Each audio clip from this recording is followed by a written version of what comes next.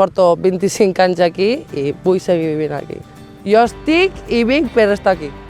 Ara mateix estic vivint a casa amb els meus pares. Fa un temps vaig pensar d'anar de lloguer en algun pis o una cosa així, no vaig trobar res aquí al poble, perquè realment no hi ha res.